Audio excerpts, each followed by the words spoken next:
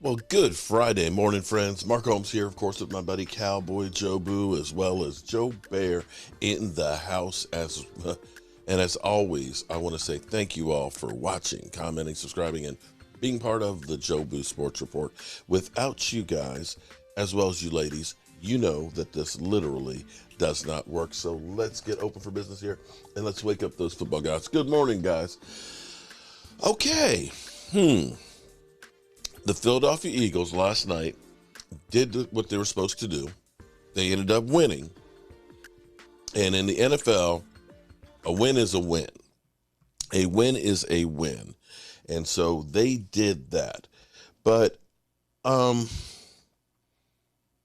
got a different feel today with the Eagles beating the Texans 29-17. Versus last week when we beat the Bears 49-29. Somehow when the Cowboys win, and I understand that the Bears ended up rushing for like 240 yards on the ground. The Bears at least were the number one rushing football team in the NFL. They had rushed for over 200 yards the 2 games prior to playing us. It wasn't a surprise that they were really, really good on running the football.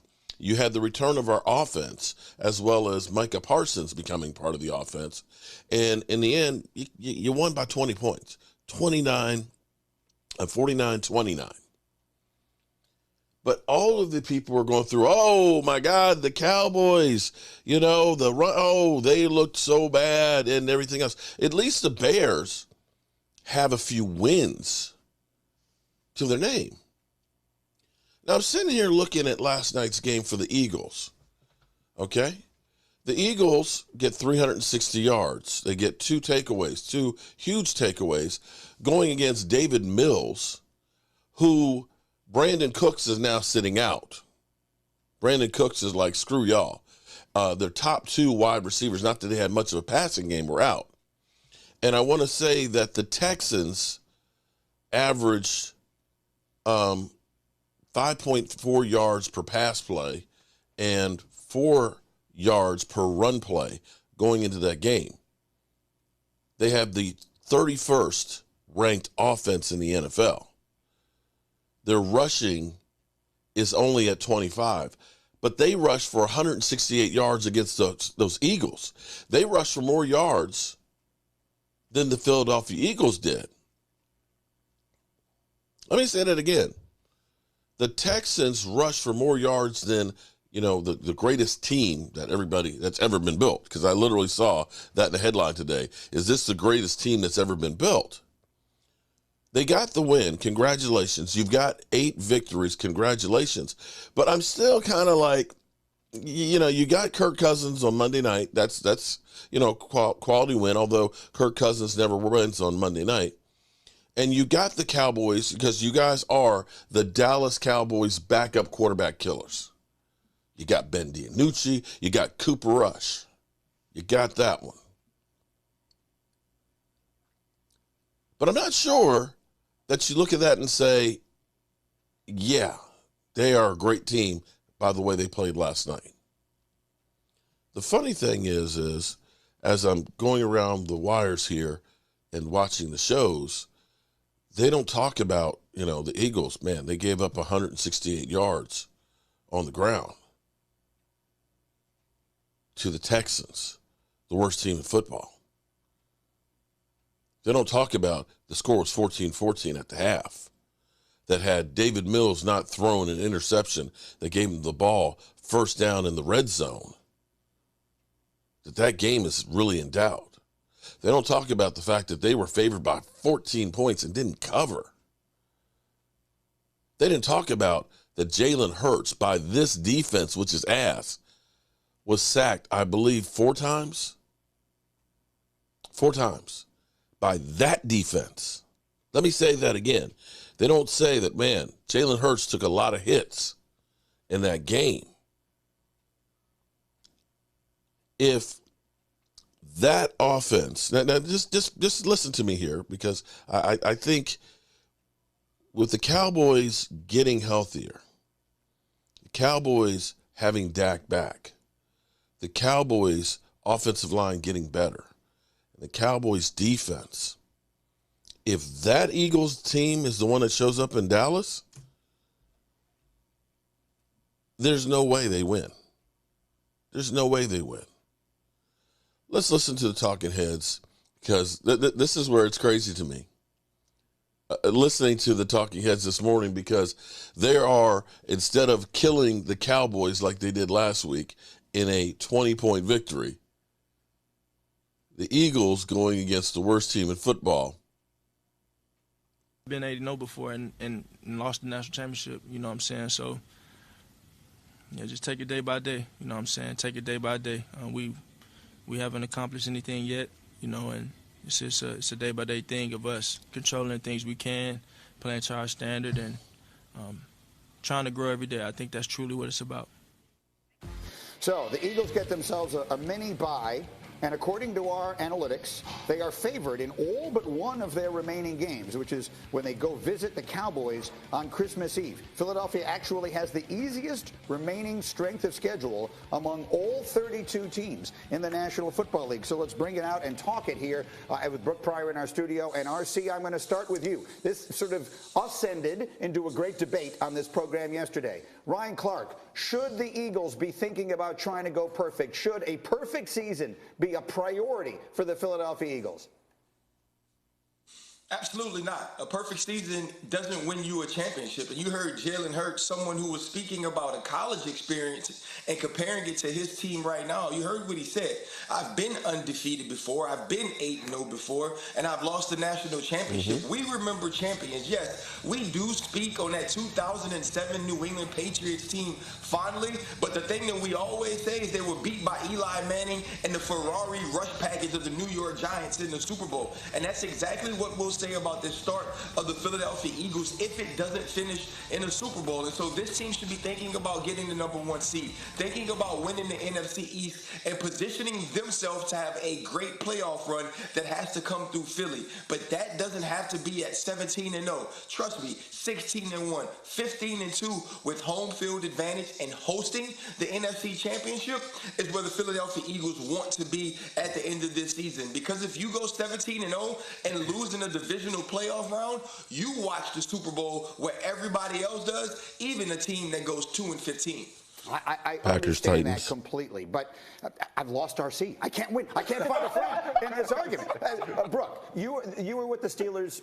Again, for those who don't know, Brooke Pryor primarily covers the Steelers for us day in, day out. You were with them when they were 11-0 a couple of years ago. What did you observe about the way, because I keep hearing about all this pressure. Yeah. Oh, Rob Ninkovich yesterday. So much pressure that builds up on these teams. What did you observe about all the pressure that Ben Roethlisberger and company dealt with when they were 11-0? Look, it feels like in those situations, when you get up to this situation, when you've won about 8 games, it starts to build week after week. And there's something, I think there's a nice release that happens after you lose, but it's about how you respond to it that I think really speaks to a team's true strength. It kind of reminds me of when you're getting married and you're in a relationship, you get engaged, everything's going great, you never fight.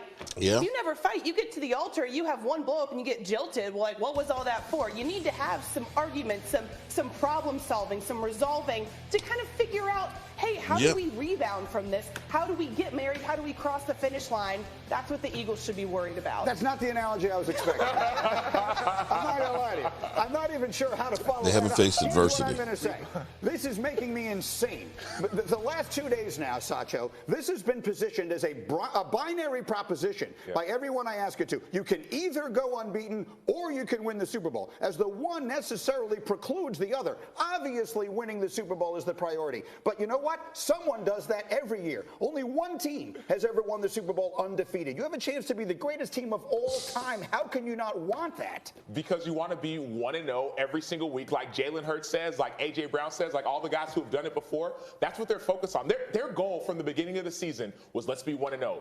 Now that you're 8-0, you don't change the goal to, hey, let's go undefeated. And now no, you don't do that. It gets all this extra pressure, like Ninkovich says. You want to just focus on what's in front of you, what's ahead of you. And if you happen to be undefeated, then so be it. Let that be an outcome of your preparation. That doesn't need to, you don't need to change your goal and say we're going to be the best team of all time. No, we want to win a Super Bowl. Period. And yes, we can go undefeated, and if that happens, sure. But you don't even want to talk about those things. That's too far in advance for the goals you have right today. Nico, let me ask you a question. Yes, sir. You were on all those Patriot teams. How many Super Bowls did you win?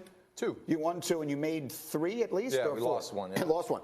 What was the best of the teams that you were on? Probably the 2014. And what was your record that year? I think we lost 3 games that Okay, year. so whatever you were, 13-3. Yeah. How much pressure did you feel with each playoff game and going into the Super Bowl? How badly did you want to win that? Well, every single playoff game, there's a ton of pressure because So you know why? What difference could it possibly make if you had been 16-0? Because the whole everything is based on this undefeated season. We keep talking about there's only been one team to do it. I understand. It's very hard to do it. You know what's really hard too? To even get to a Super Bowl. So once you start to accumulate these wins, you're 8-0, you're 9-0, you're 10-0. The Steelers at one point were 11-0. What happened to that team? They completely fell apart. It completely fell apart because it starts to stack upon itself, and everyone starts thinking early in the season, yeah, 1-0, great, we're 2-0, we're 3-0. But then once you start to become part of the end and everybody's focused on this big picture of undefeated, it doesn't matter.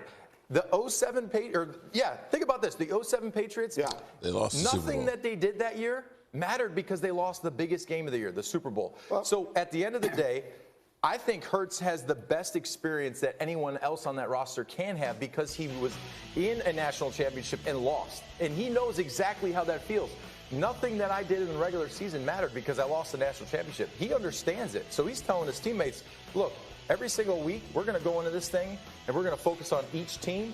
And at the end of the year, we better get to a Super Bowl. So, RC, I'm going to give you the final word, and I'm going to frame it this way, okay? I'm going to try and put this in your wheelhouse because I know you really well. Bruschi told me, Teddy Bruschi, sitting here, told me that year when they were, I think it was with 2 weeks left in the season, that the leaders on that team, he and Tom Brady and a few other guys, went into Bill Belichick's office and said, let's just make sure we're all on the same page. Don't take us out. We want to go for it. We want to win. If you had ever been in that situation, would you and Troy and anybody else who were the leaders gone into Mike Tomlin's office? What would you have said you wanted to do? Greeny, we're talking about 2 different things. Bingo. Here's the thing you're talking about, Greeny. In one end, you're talking about getting to that position. Like, say I'm 16-0, then hell yeah, I'm walking into Mike T's office and saying, let's finish this off. If you're going to make me put pads on and you're going to make me get out there, then hell yeah, I want to win the game. Because you want to win every game, Greeny. We're not saying that it's either or. What I'm saying is it doesn't have to be the goal. The goal of an 8-0 team is not supposed to be to go 7-0, 17-0. It's supposed to be to go 9-0. And then if I go 9-0, 10, and so forth and so on. And if I'm 16-0 and I get to that position, yeah, I want to finish because I want to finish everything. And then you put that aside and then you try to go win playoff games. But to make that your goal. Okay, I'm going to stop right there. I just can't. The love fest is just too much. That literally they had nothing. Okay, again, and maybe I'm a hater.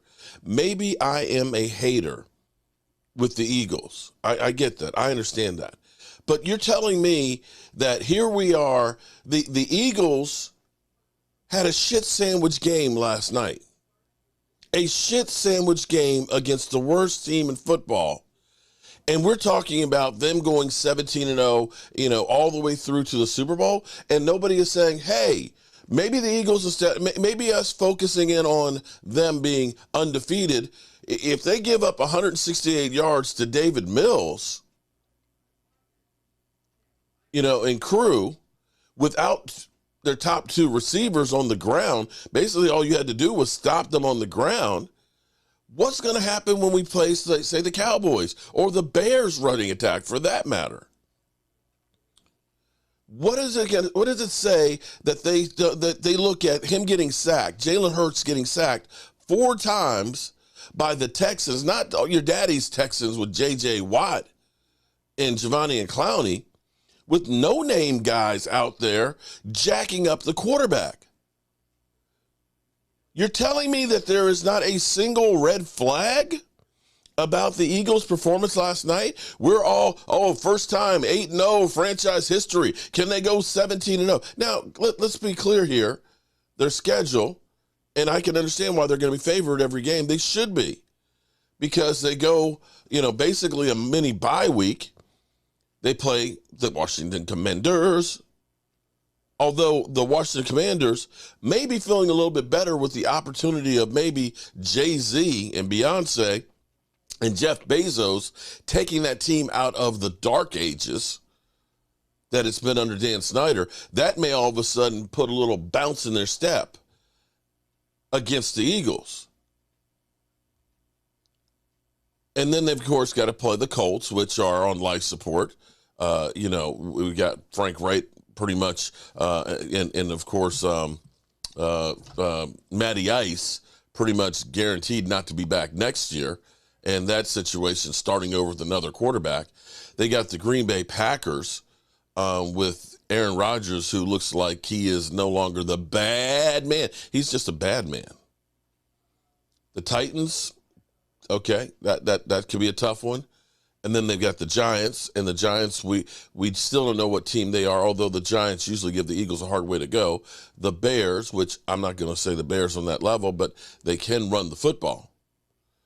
And then they have us, the Saints, that are having an internal war in there with their wide receivers and their quarterbacks and the coaches and stuff, and then finish it up with the Giants.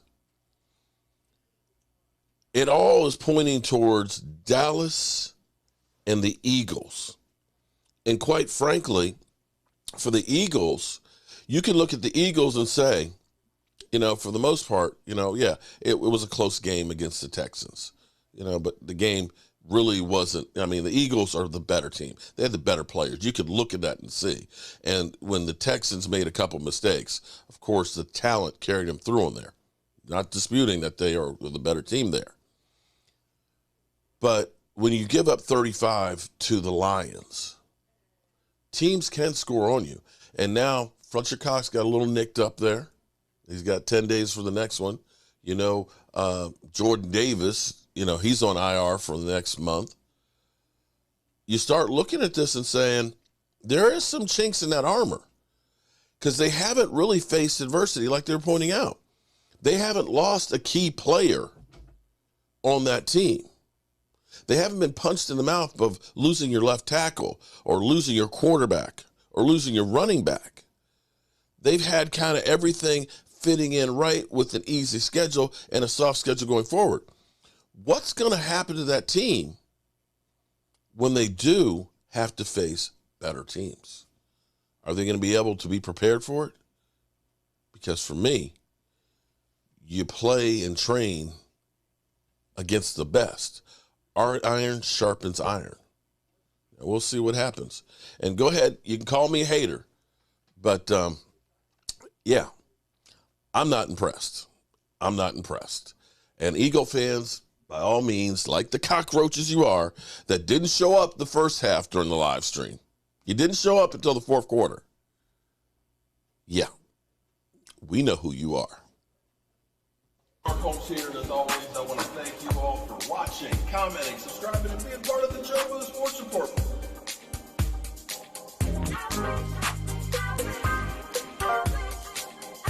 You did one hell of a job, and the only thing else I got to say is